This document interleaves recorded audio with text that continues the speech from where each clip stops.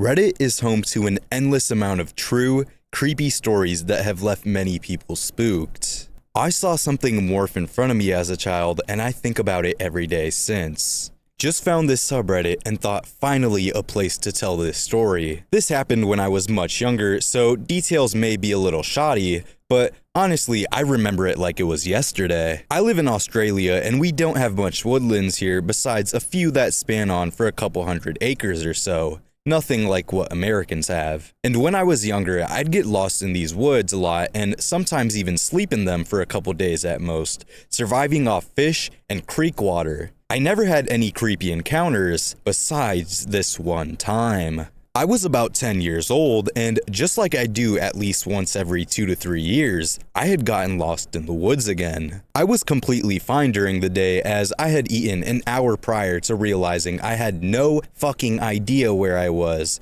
So I had the old, ah shit, here we go again moment, and decided to walk around to find some sticks to make a little fire. I knew a lot about outdoor survival as my family went camping a lot, and I watched videos on YouTube all the time since it interested me, and I loved the woods. I had set up a fire as it started getting dark and was just about to put out my fire before I saw a small deer on the tree line just nearly out of my range of my fire's light. It was staring at me, which gave me some chills, but I just went, a little deer, and I waved to it. The deer scurried off into a bush behind it, and I couldn't see it anymore. Then, I heard this really weird noise, like twig snapping, and all of a sudden, a much larger deer came out of the same bush I just saw the small one jump into. At this point, I knew something was off, so I stood up and stared at the deer as it stared back at me, and I was mentally preparing myself for the idea that this thing could run at me. I was a little kid. The f am I supposed to think? The deer started walking a bit towards me, and I backed up a little and crouched down, but as the deer kept getting closer and I kept backing up, I looked down and realized this fucker had a hoof directly in the fire and wasn't reacting to it at all. This creeped the fuck out of me. I mean, his fur was burning and it was starting to burn its skin, but it just wasn't reacting. I immediately set off bolting, but I heard it coming behind me. Not really running, but fast enough to keep up with my little legs. I came over this small hill and jumped down into a bush to try and hide from it, and that's when it happened. The scariest shit I ever seen in my entire life, and I remember it so vividly. The deer silhouette against the moonlight appeared, and as I stared at the deer, it let out this blood-curdling call that I've never heard from another animal before, and all of a sudden, the silhouette started caving in on itself. I could hear its bones snapping and flesh ripping, and this thing just kept getting smaller. Then suddenly, it got much bigger, and I closed my eyes because I just couldn't watch anymore. When I opened them, there was a man standing where the deer stood, or at least, the silhouette of a man. He was looking around, and then started calling out in this creepy, almost distorted voice, "Hello? Hello?" And he repeated this for about 10 minutes while I just sat there in silence, refusing to answer whatever the fuck just stood a couple meters above me. The man then just walked off into the trees, and I heard that same awful snapping noise before it eventually faded away. I didn't sleep that night. I stayed in that bush the rest of the night, terrified that this thing could still be lurking around the area, waiting for me to appear again. Once the morning came, I walked in a straight line until I reached the road I recognized, and then I ran home. I didn't tell my family about it as I feared I wouldn't be taken seriously, but I was terrified. I haven't been into the woods since that day and always stayed home when my family went camping after begging them not to go. I'm 21 now. That incident was 10 to 11 years ago, and I still remember that silhouette and the noise of the bones snapping. I've done tons of research, and my only conclusion to what happened is that I narrowly escaped a skinwalker. I'm tearing up from fear as I write all this, remembering that horrific night. I hope you all enjoyed my retelling, and if anyone has any other explanation on what this could have been, please tell me. My experience in the woods. I'm fairly new to Reddit, so only discovered this sub recently, using a throwaway account here because I didn't feel comfortable enough sharing this on my main account. I've lurked for a little while, and I think it's the perfect place to share the story of an experience I had about 9 to 10 years ago. The reason I'm sharing this is A, because that's the point of this sub and I've enjoyed reading others' experiences, but B, to see if anyone has had a similar experience / an idea of what this could have been, because I never have. Before I start, I've told this story to lots of people over the years. Friends, family, even acquaintances whenever supernatural / scary stuff has come up in the conversation. But I've always left out the finer details on purpose because honestly, I think that I have some latent trauma from it. I don't like going into detail about it or reliving this experience. Instead, I have only ever recounted this as a 60-second scary story to elicit a reaction, probably as a coping mechanism. My girlfriend is the only person I have ever told the full story. To be clear, I am not trying to convince anyone of anything here. You can believe what you want and I respect your opinion. But I'm also not going to debate or argue over something I know to be true. This experience happened when I was wild camping on my own in a forest in Wales. I live in England, near the Welsh border. This is something I've done dozens of times and continue to do to this day. I think it was April or May 2013, or 2014. Weather was unseasonably good, and this was the second of 3 nights that I planned for my trip. Although it ended up being the last. First night and second day had been great. Got a lovely long hike in, followed by a pub lunch. I'd driven back to the area I was staying, and I was now back at my tent. I settled down for the night, read a book, and had some beers and went to sleep. It was probably between 11 p.m. and midnight. I was just in that state where you're semi-conscious, about to drift off, but haven't quite just yet. I slowly became aware of a melodic noise somewhere outside the tent. Didn't sound that close, but maybe within like 50 feet? It sounded like a person perfectly humming a tune. After listening for a couple of minutes, it was definitely somebody humming a tune. When I say perfectly, I mean just that it sounded like a professional singer or something because it was perfectly in tune. No voice breaks or falters at all. I can't remember whether it sounded like a man or a woman. At this point, I'm shitting myself because it's just incredibly creepy, like something from a horror film. I hadn't left my tent at this point and the humming hadn't gotten any louder. It just stayed a distant background noise. I didn't know what to do, but knew I couldn't just stay there forever, so I mustered the courage to open my tent as slowly and quietly as I could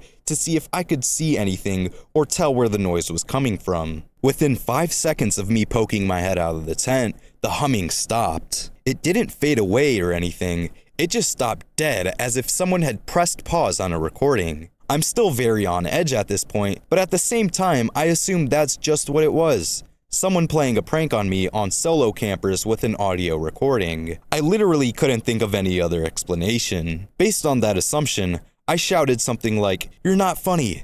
Fuck off." That made me feel a bit better because it felt like I'd addressed the issue. I don't know, but for whatever reason, it helped my nerves a bit at the time. I let that hang in the air for like 10 more seconds whilst my head is still poking out of the tent, and it stays quiet. I'm kinda satisfied at this point, so I begin moving back in. As I'm reaching for the tent zipper though, the humming starts again. Same tune, but much louder, much closer, and from the completely opposite direction. My heart completely sinks because there is no way someone could have moved from the first source of the noise to the second without seeing or hearing something. Literally impossible. It was perfectly quiet in the woods, not even any breeze against the leaves. And yeah, it was dark, but I could still see short distances thanks to the moonlight. In the back of my mind though, my subconscious is clearly working overtime, trying to rationalize this. And I guess I must have assured that there were multiple pranksters out there with multiple audio recordings. I can't exactly remember what my thought process was at this point because it's truthfully all a blur. But for one reason or another, I stormed angrily out of the tent towards the now quite loud sound. It sounded as if the person humming was within like 10 feet of the tent. I got up out of the tent, turned towards the noise, ready to scream at the perpetrator or even attack if necessary. That's when I see this humanoid figure silhouetted against the tree line, maybe 15 feet away from me. My best description of it was a large, thin figure that was shaped like a human, but way too tall and proportioned all wrong. It was huge. I would guess over 7 feet. Its limbs were unnaturally long, like it had been stretched out in all directions. Its head appeared very small and rounded. I think the figure was gray in color, but I can't be 100% sure because of the poor visibility. I couldn't make out much of its face at all. It just seemed to be shrouded in shadow. I definitely didn't notice any features like eyes, mouth, or nose. It was standing quite still, facing directly towards me.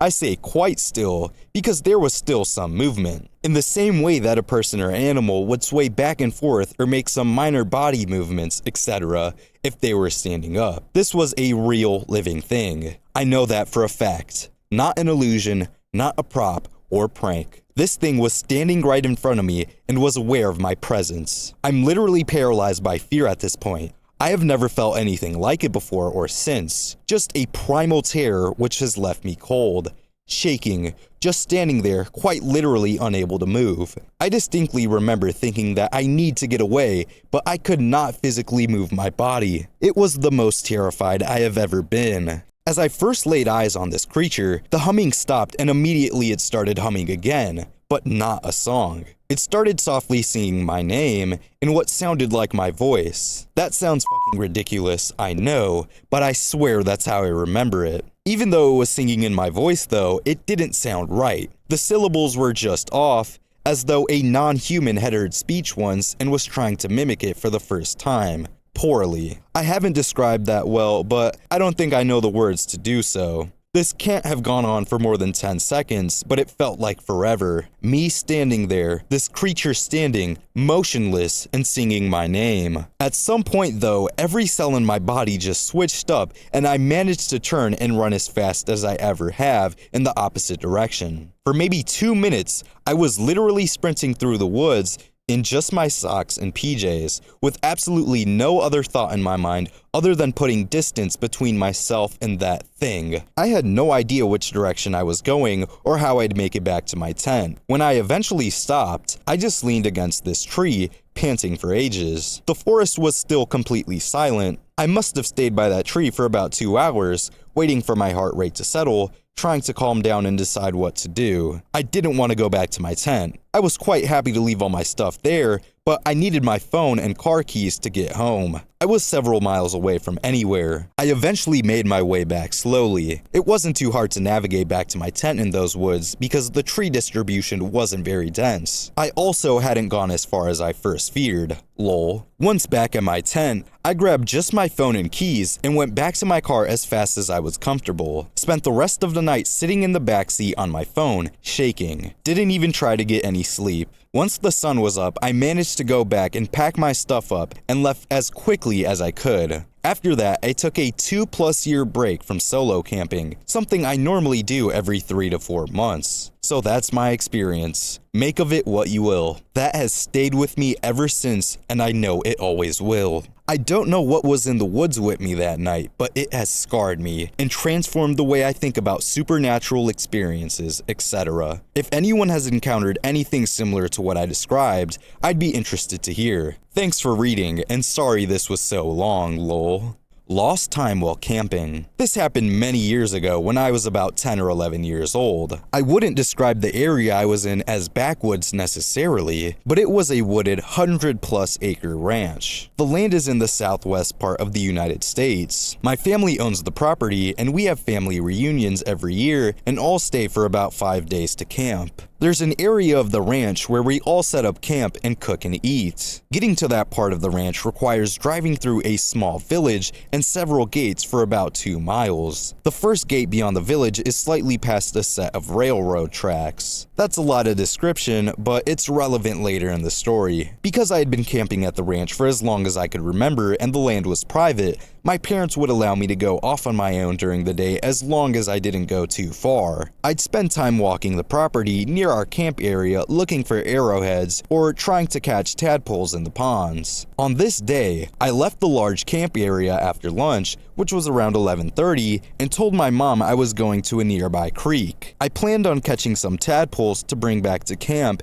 and be back on time for a swimming trip my cousins were planning. They wanted to go to a nearby river and I really didn't want to miss it. I made it down to the creek and got several tadpoles. I probably spent a total of 15 minutes down there. To get back to camp, I would have needed to climb up a relatively steep embankment with a lot of loose rock, or circle around a longer route with a flat trail. I'd usually go up the embankment, but I didn't have a top for the water bottle I caught the tadpoles with and didn't want to risk slipping and spilling them out/killing them. I had never walked the longer trail by myself, but I had with my dad and felt confident that I could find my way back to camp on it. As I walked back to camp, I had my head down looking for arrowheads in the washed out areas of the trail. I started feeling a little creeped out as I continued walking. We all know that feeling like someone is watching. It was unsettling, but I chalked it up to just getting spooked, being on the trail by myself. Now the next part, I can't explain whatsoever.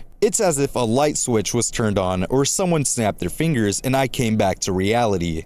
Except, when I came to reality, I wasn't on the trail I had been on before. I was near the railroad tracks, and it was completely dark. My mom was standing in front of me, shaking my shoulders and yelling, "Where were you?" Two things I remember really clearly about the moments I came to are, 1. The look of fear/anger/relief in my mom's tearful eyes as she was yelling at me, and 2. The confusion I felt about what the hell was going on. The last thing I remembered was walking on the trail back to camp, and now suddenly it was dark and I was at the railroad tracks leading to the ranch, which was over 2 miles away. The best way I can describe it is to compare it to the movie The Butterfly Effect. The main character would be living in one moment, then suddenly, he'd wake up somewhere entirely different. My parents drove me back to camp, and I learned it was 10:30 p.m. This meant I had been gone for 11 hours, about 10 and a half of which I can't account for to this day. My parents and all my family had understandably freaked the hell out when I hadn't returned to camp. They had all been looking for me all day. I was a really good kid growing up and almost never broke any rules, so my parents were baffled at my behavior. I tried to explain to them that I had no memory of ever going to the tracks, but they didn't believe me. They thought maybe I got lost and was embarrassed to admit it. This was the only time I've ever experienced something like this. I can't explain how unsettling it is to not be able to account for all those hours I was gone. Was it coincidence that I had that creeped out feeling on the trail and then just lost 10 and a half hours of my life? I wish I had answers for what happened. Has anyone had anything similar happen? Weird Newfoundland camping experience. Fairies? I posted this elsewhere a while back, but in the spirit of keeping this newly revived sub alive, I am posting it here as well. This is a real experience that happened to me when I was around 10, camping with my family at a provincial park in Newfoundland, Canada in the mid-1980s. In Newfoundland, there was a lot of traditional folklore about fairies and being fairy-led, being sort of mesmerized and stolen away by the fairies, and although I've never really believed in that stuff, whenever I hear those tales, I can't help but think about this experience. We arrived at the campground around mid-afternoon. I remember that it was strangely empty. We saw no other occupied sites as we drove around, looking for the perfect spot. We picked our site, and as my parents were setting up, my oldest sister asked if she and I could go check out the little beach area, which was a short-ish walk along a clearly marked downhill path through some birchwoods. Our mom said yes, but told us to be back in 2 hours. We found the sign pointing us to the beach trail and headed down the path. Almost as soon as we were out of sight of the campground, things started to feel off. It was weirdly quiet, with a sort of muffled feeling. No birds calling, no breeze, just a thick, velvety silence. I also noticed that there were strange-looking ferns growing thickly along the path all around us. Ferns are not an unusual sight in the Newfoundland woods, but these were different from the ones I'd seen before. Bright, almost luminous green, and very, very large. Some were as tall as I was. I couldn't shake the feeling that there were people or animals hiding in them, watching us pass by. Although it had been a lovely clear day, the weather started to change as we walked. A low-lying fog rolled in as we descended, first in tendrils close to the ground, then gradually rising around us as we went lower toward the water. Even living in Newfoundland, I'd never walked into a fog like that before, and it did nothing to relieve the eerie feeling that I was trying to ignore. Finally, we arrived at a steep set of wooden stairs,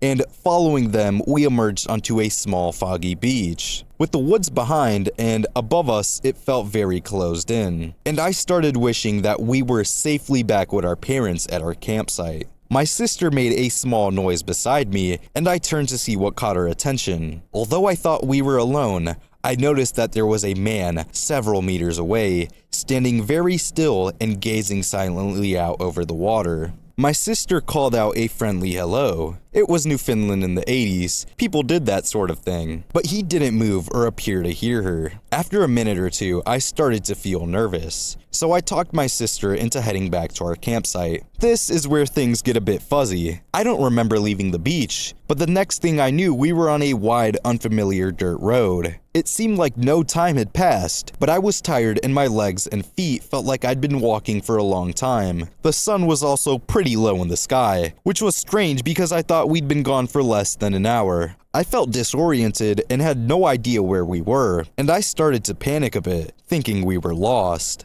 My sister immediately went into protective older sibling mode, saying not to worry because she was pretty sure she knew the way back. We headed off down the road in the direction she suggested, and walked for about 45 minutes or so until we finally emerged at the campground, not far from our campsite. It was now almost completely dark, and we ran to our trailer to find our dad there worriedly asking where we had been. Although we thought we were gone for less than 2 hours, my dad said we'd been gone for more than 5. He said that our mom had headed to the beach to look for us while he stayed to wait for us at the campsite. By now, full-on darkness was setting in and our dad was worried that our mom had not returned with us. As he prepared to go out looking for her, she burst in the door, frantically saying that she'd run up and down the trail multiple times and still hadn't found us. She was amazed when she saw us. The only way to access that beach, aside from cutting through steep, thick woods, was to take that trail, and we had not passed her. Once we all calmed down, we ate dinner and headed to bed. As I lay in my bunk,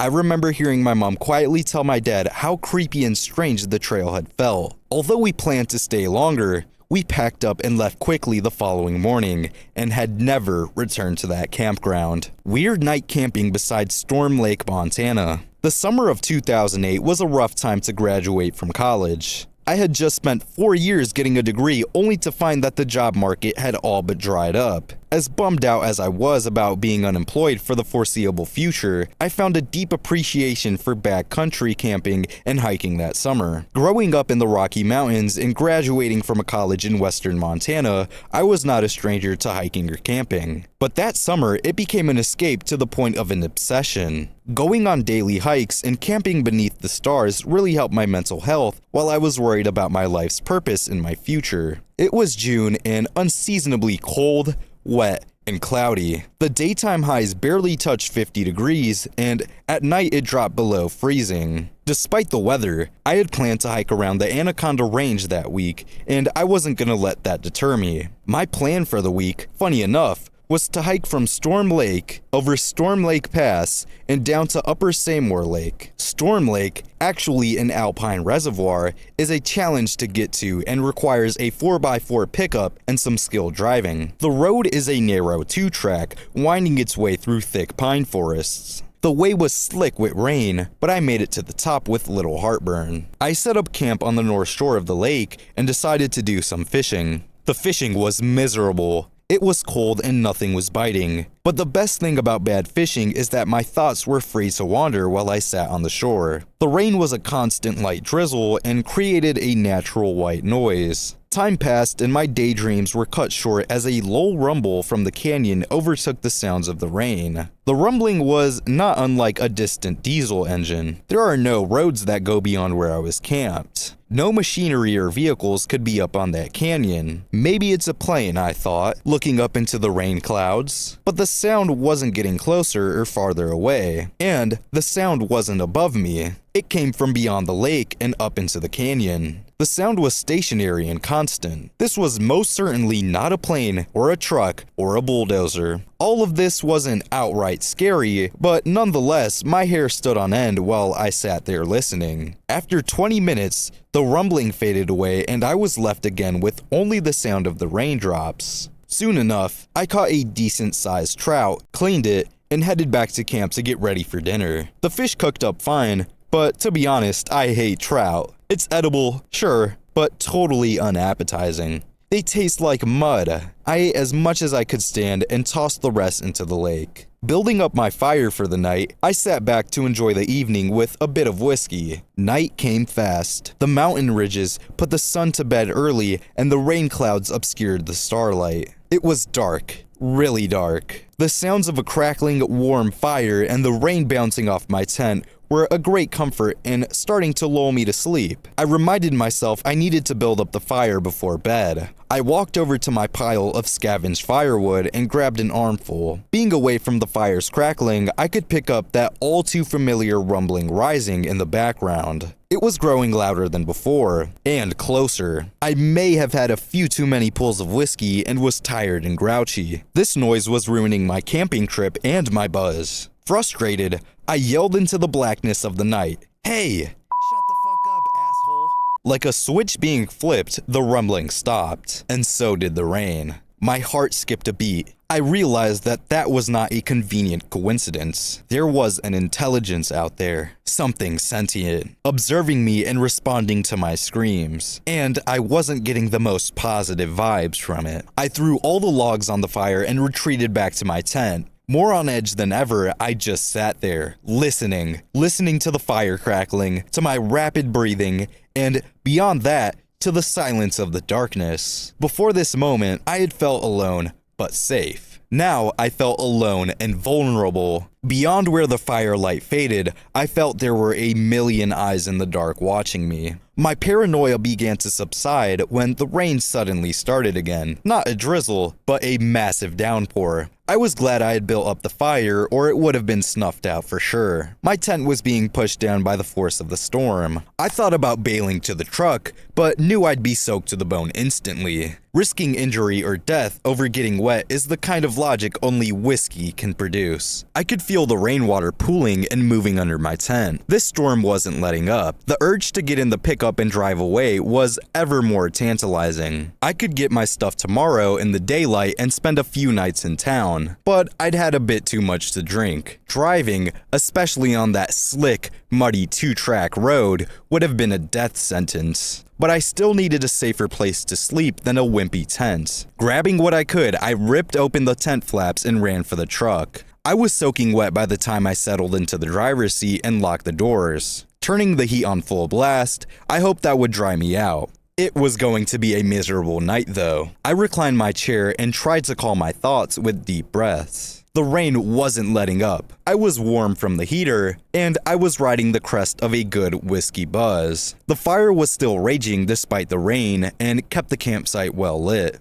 I remember the truck's clock reading 1:06 a.m. I blinked. It was only a moment, but when I opened my eyes, the rain had stopped. It was foggy and quiet. The once raging campfire was just embers, and there was morning twilight to the east. The truck's clock now read 5:45 a.m. It was morning. That couldn't be right. Almost 5 hours gone in the blink of an eye. I must have passed out. My head was killing me. I didn't feel like I had drank that much to justify that kind of hangover. I turned off the truck and stepped out to survey the night's damage. My tent was completely flattened. The tent poles were shattered to pieces. Everything was soaking wet. Smothering the remains of the fire, I dragged all my junk to the pickup and tossed it into the bed. My hike over the pass wasn't happening today, that was for sure. It was around 6:30 a.m. before I finished picking up camp. As I climbed into the cab of my truck, I heard the rumbling again through the morning fog.